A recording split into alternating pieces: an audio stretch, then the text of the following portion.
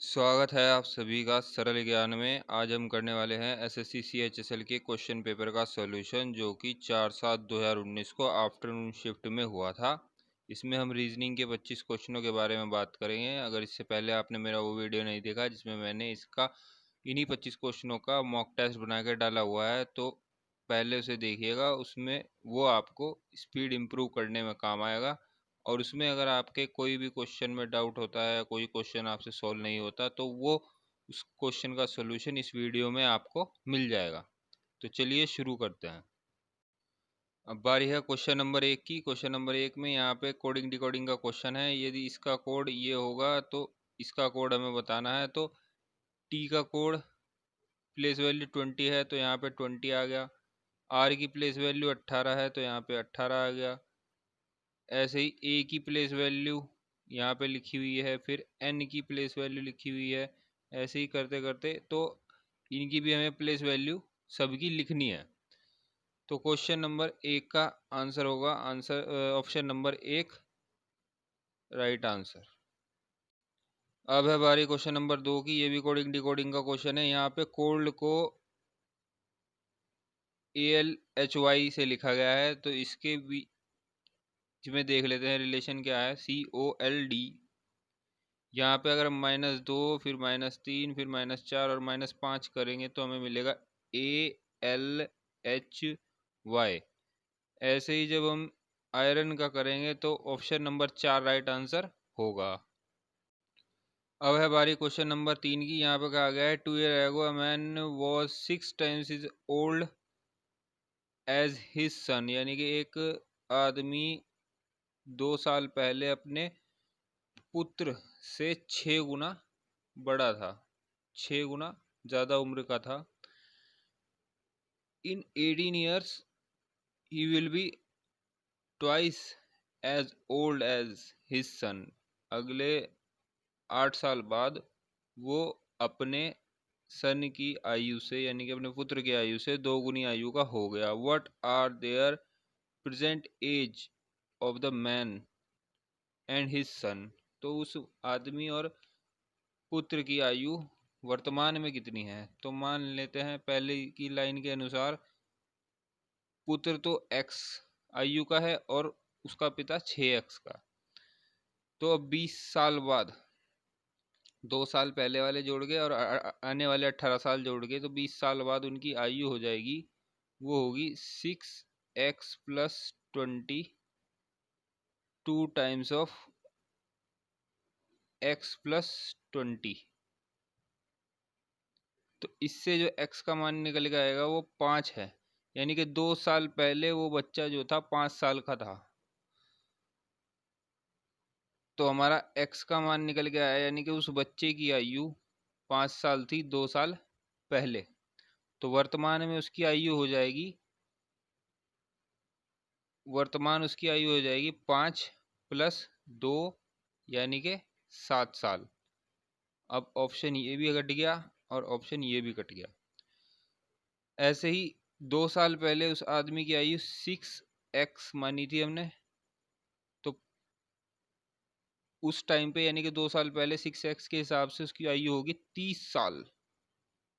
और अब 2 साल बाद यानी कि वर्तमान में उसकी आयु होगी 32 साल। तो ऑप्शन नंबर 2 इसका राइट आंसर हो जाएगा। अब है बारी क्वेश्चन नंबर 4 की। इसमें पूछा गया है कि कौन से 2 चिन्ह हम चेंज करें कि एक क्वेश्चन का आंसर 25 आ जाए। तो इसका राइट आंसर होगा ऑप्शन नंबर 3, यानी कि गुणा और भाग को आपस में चेंज करने पे राइट आंसर आएगा। तो इक्वेशन बन जाएगी 14 + 4 × 5 - 18 भाग 2 बराबर 25 होगा।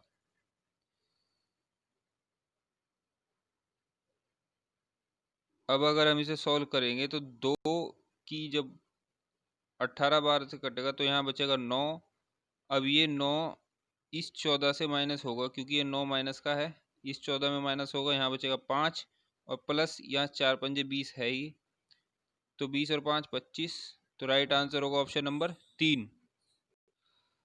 तो अब बारी है क्वेश्चन नंबर 5 की। ये भी कोडिंग डिकोडिंग का क्वेश्चन है। यहाँ पे इनकी बस प्लेस वैल्यू को जोड़ के लिखा गया है। ई की प्लेस वैल्यू 5 है, ऐसे ही PN यानी कि P की प्लेस वैल्यू 16, E की 5 और N की 14, इन सब को जोड़ के लिखा गया तो 35 आया।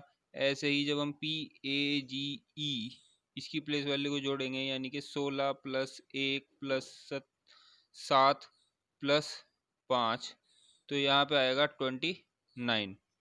आंसर है ऑप्शन नंबर 2। अब यहाँ पे क्वेश्चन नंबर 6 की बारी। क्वेश्चन नंबर 6 में एक पैटर्न फॉलो हो रहा है, वो फॉलो होगा अगर हम ऑप्शन नंबर 4 का चुनाव करेंगे। तो मैं आपको दिखाता हूँ ऑप्शन नंबर 4 इसका राइट आंसर है। इसे पैटर्न को लिख के मैं आपको दिखाता हूँ। ये देखिए, अगर क्वेश्चन नंबर 6 में हम ऑप्शन नंबर डी के हिसाब से भरे तो यहाँ पे UKDRPKQR फिर से UKD हो जाएगा, यानी कि ये सेपरेट होगा यहाँ से, यहाँ से। फिर उसके बाद UKDRPKQR फिर UKD, ये सेपरेट हो जाएगा यहाँ से।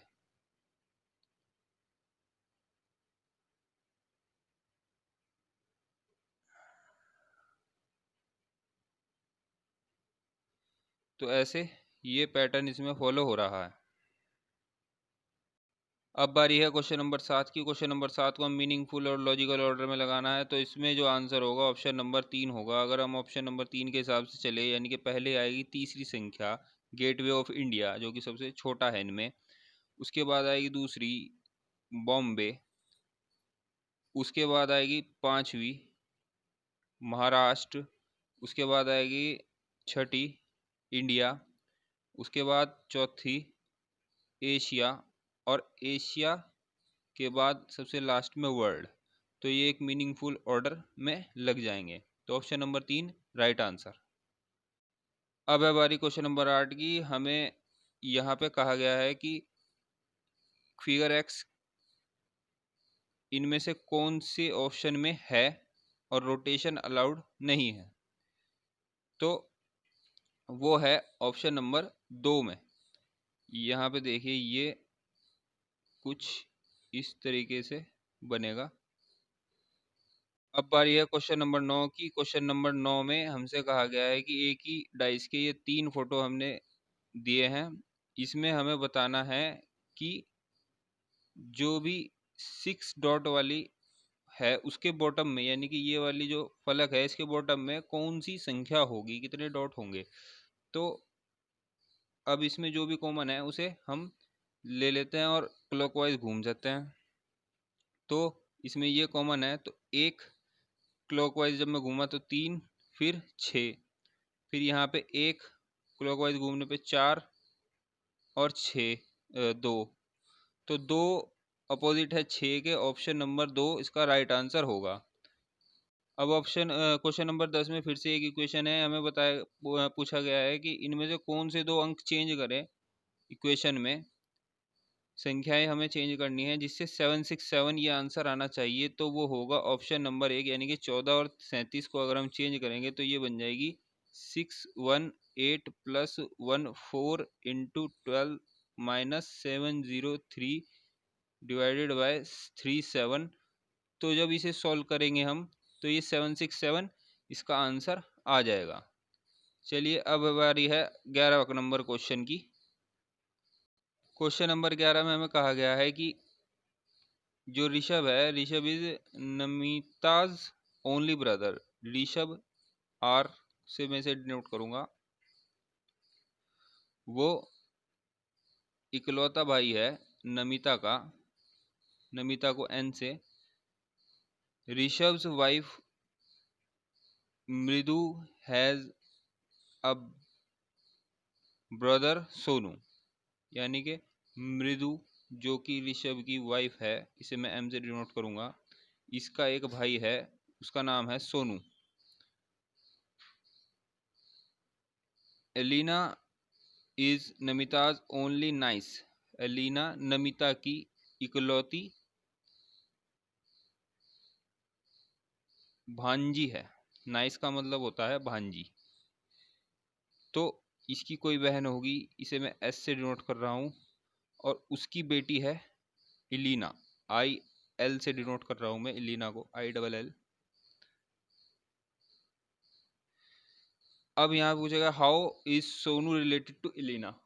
तो सोनू का इलीना से क्या रिलेशन है? तो ऑप्शन नंबर 2, मैटरनल अंकल, वो उसकी माँ के मैटरनल अंकल हैं, मतलब एलिना के मैटरनल अंकल हैं। अब है बारी क्वेश्चन नंबर 12 की। यहाँ पे हमें कहा गया है जैसे वेटर सर्व करता है ऐसे ही मैकेनिक रिपेयर करेगा। वेटर का काम होता है सर्व करना और मैकेनिक का रिपेयर करना। ऑप्शन नंबर 4 राइट आंसर होगा। अब है बारी क्वेश्चन नंबर 13 की। 13 में अगर हम 8 और 6 को जोड़ें, 8 + 6 ये होगा 14। अब इन 8 और 6 को माइनस करें तो आएगा 2। अब इन 14 और 2 की आपस में गुणा कर दें तब जाके आएगा 28। सेम ऐसा ही रिलेशन है ऑप्शन नंबर 4 में। अगर हम 7 और 2 को जोड़ें तो आएगा 9, 7 और 2 को घटाएं तो आएगा 5। अब 9 और 5 की आपस में गुणा कर दे तो आएगा 45। ऑप्शन नंबर 4 राइट आंसर होगा। अब है बारी क्वेश्चन नंबर 14 की। क्वेश्चन नंबर 14 में हमें डिफरेंस देखना होगा। तो 7, 11, 31 और 47, यहाँ क्वेश्चन मार्क की जगह मैंने एक्स रख दिया है। तो अब इनके बीच में डिफरेंस जो है वो 4 का है और ये 31 था। अब 4 का डिफरेंस यहाँ पे और 16 का यहाँ पे है। तो ये ऐसे हो सकता है कि यहाँ 4 इसका 2 गुना यहाँ 8 का डिफरेंस हो और यहाँ पे 12, यहाँ पे 4 इसमें जुड़ गया हो, फिर इसमें 4 जुड़ गया हो और इसमें 4 जुड़ गया हो। तो इस हिसाब से यहाँ पे जब 11 और 8 आपस में जुड़ेंगे तो यहाँ पे 19 आएगा। ऑप्शन नंबर 3 इसका राइट आंसर होगा। अब बारी है क्वेश्चन नंबर 15 की। क्वेश्चन नंबर 15 में यहाँ पे हमें कहा गया है कि राइट ऑफ द फिगर, अगर ये मिरर रख दें हम यहाँ पे तो कौन सी मिरर इमेज बनेगी? तो वो बनेगी थर्ड और फोर्थ, क्योंकि थर्ड और फोर्थ दोनों ही सेम है और दोनों ही राइट आंसर हैं, इसलिए ये दोनों ही राइट आंसर होंगे, दोनों में कुछ भी फर्क नहीं है। अब है बारी क्वेश्चन नंबर 16 की। क्वेश्चन नंबर 16 में हमें कहा गया है कि सिक्किम, मणिपुर और इम्फाल, इनमें वेन डायग्राम हमें बनाना है। तो सिक्किम एक अलग स्टेट है, मणिपुर एक अलग स्टेट है और इम्फाल मणिपुर के अंदर ही एक जगह का नाम है। तो अब जो वेन डायग्राम बनेगा वो बनेगा ऑप्शन नंबर बी। ये सिक्किम के लिए हो गया, ये मणिपुर के लिए हो गया और ये इम्फाल के लिए। अब है बारी क्वेश्चन नंबर 17। क्वेश्चन नंबर 17 में हमें ट्रायंगल गिनने हैं और इसमें ट्रायंगल गिनने से पहले मैं आपको एक चीज़ बता देता हूँ कि जब भी कोई ऐसे त्रिभुज में हम एक लाइन बीच में खींचते हैं तो उसमें ट्रायंगल की कुल संख्या इस आकृति में 3 होती है। 3 कैसे? पहला ट्रायंगल ये होगा, दूसरा ये वाला होगा, तीसरा ये वाला होगा। अब इसके बाद इसी ट्रायंगल में एक और ख़ास बात है, अगर मैं इस ट्रायंगल में 3 ट्रायंगल थे, अगर मैं यहाँ पे एक लाइन खींच दूँ तो वो 3 के 2 गुने हो जाएंगे, यानी कि 6 हो जाएंगे। एक और अगर मैं खींच दूँ तो वो 3 के 3 गुने हो जाएंगे, यानी कि 9। तो इसी तरीके से अब हम इसमें गिनेंगे। चलिए गिनना शुरू करते हैं। तो अब इस इमेज को मैं थोड़ा बड़ा करके दिखाता हूँ। चलिए इसमें गिनना शुरू करते हैं। तो 1, 2 और ये 3, 3 ट्रायंगल तो यहाँ पे ऊपर हो गए, यहाँ पे हैं 3। इसी हिसाब से जब हम नीचे गिनेंगे तो 3 इसके, 3 इसके, 6, 9, 12, 15, 15 यहाँ से निकल के आए। ऐसे ही सेम हम गिनेंगे यहाँ वाले, तो 3, फिर 3, 6, 3, 9, 3 चौक 12, 3 पंजे 15, सबसे छोटे वाले तक। तो यहाँ पे भी निकल के आए 15। अब 15 और 15 30 और 3 33। तो राइट आंसर हमारा हो जाएगा ऑप्शन नंबर 2।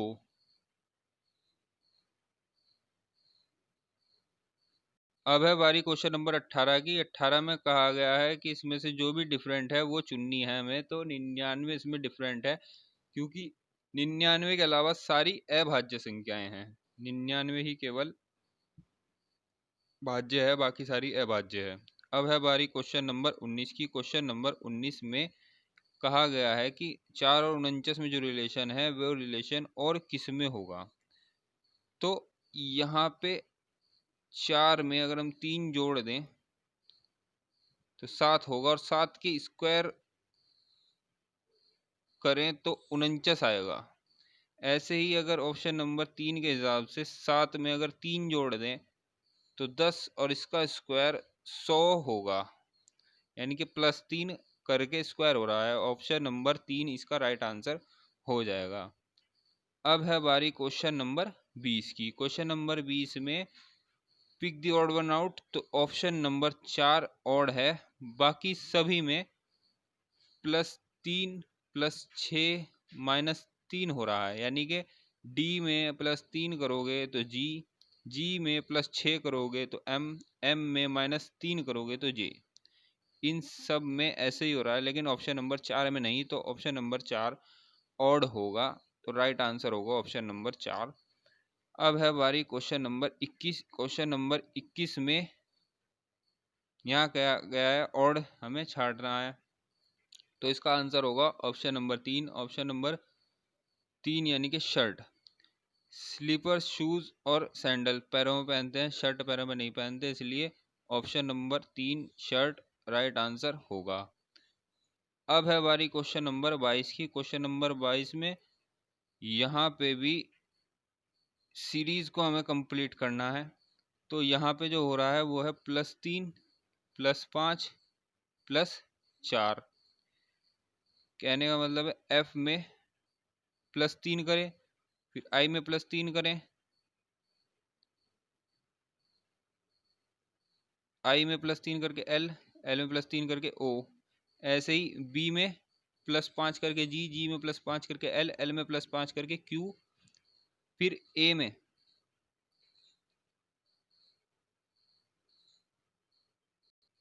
अब यहाँ ए में अगर हम +4 करेंगे तो ई, ई में +4 करें, आई, आई में +4 करेंगे एम। ऐसे ही जब हम ओ से ओ क्यू एम से आगे बढ़ेंगे, ऐसे ही +3 +5 +4 करते हुए, तो हमें मिलेगा ऑप्शन नंबर 2 राइट आंसर। अब बारी है क्वेश्चन नंबर 23 की। यहाँ पे कहा गया है कि ये एक ट्रांसपेरेंट शीट है, अगर इसे डॉटेड लाइन से हमें फोल्ड कर दें तो इन चारों में से कौन सी आकृति है जो बनेगी। तो वो बनेगी ऑप्शन नंबर 4 की, ये आकृति बनेगी, क्योंकि ये दोनों तो सेम रहेंगे और ये स्टार ऐसे यहाँ आ जाएगा बिल्कुल सीधा। तो ऑप्शन नंबर 4 राइट आंसर होगा। अब बारी है क्वेश्चन नंबर 24 की। यहाँ पे कोडिंग डिकोडिंग का ये क्वेश्चन है। इसमें इसका कोड है वो ये किया गया है, तो HEDO का जब हम कोड करेंगे तो यहाँ पे होगा +2। इसे मैं पूरा लिख लेता हूँ, NISM। तो ये 4 ऐसे करे गए हैं और ये बाकी के 4 इस तरीके से।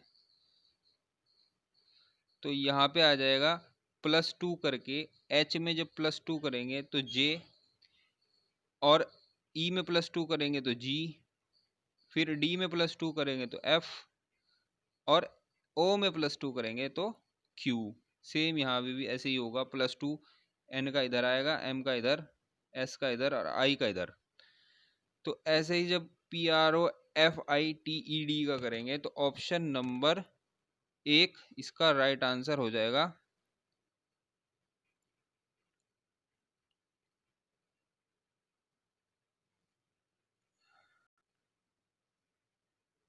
अब बारी है क्वेश्चन नंबर 25 की। क्वेश्चन नंबर 25 में यहाँ पे सीरीज कंप्लीट करनी है एक चित्र की।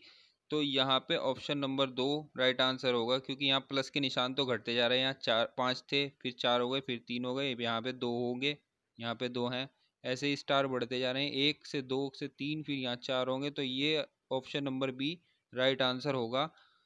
इसका मैं क्वेश्चन नंबर 24 का आपको दोबारा दिखा देता हूँ। यहाँ पे पी का जब हम करेंगे PROF, इस आधे का करेंगे तो यहाँ पे +2, पी में +2 जब होगा तो R आएगा, फिर R में +2 करके यहाँ पे T आएगा, O में +2 करके यहाँ पे Q आएगा, और F में +2 करके यहाँ पे H आएगा। ऐसे ही जब हम बाकी के आधे का करेंगे, यानी कि ITED का, तो I में +2 करके यहाँ पे आएगा K, फिर T में +2 करेंगे तो यहाँ पे आएगा V, E में +2 करेंगे तो यहाँ पे आएगा G, और D में +2 करके यहाँ पे आएगा F। तो ये बन जाएगा ऑप्शन नंबर 1 राइट आंसर।